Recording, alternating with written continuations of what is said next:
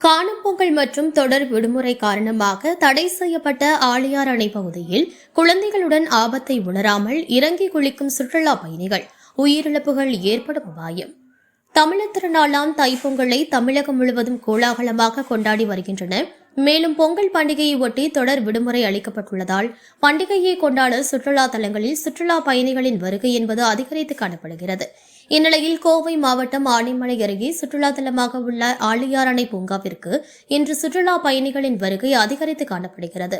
மேலும் அணையில் சுற்றுலா பயணிகள் இறங்கவும் குளிக்கவும் கூடாது என பொதுப்பணித்துறை மற்றும் நீர்வளத்துறை சார்பிலும் காவல்துறை சார்பிலும் தடுப்புகள் அமைக்கப்பட்டுள்ள நிலையில் ஆழியாறு அறிவு திருக்கோவில் எதிரே உள்ள தடை செய்யப்பட்ட அணை பகுதியில் சுற்றுலா பயணிகள் குழந்தைகளுடன் அத்துமீறி உள்ளே நுழைந்து ஆபத்தை உணராமல் குளித்து வருகின்றனர்.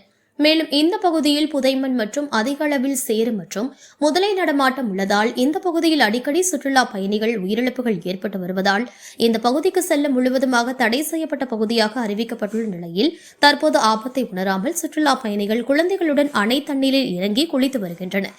இதனால் உயிராபத்துகள் ஏற்பட வாய்ப்புள்ளதால் உடனடியாக காவல்துறையினர் அவர்களை வெளியேற்ற நடவடிக்கை எடுக்க வேண்டும்.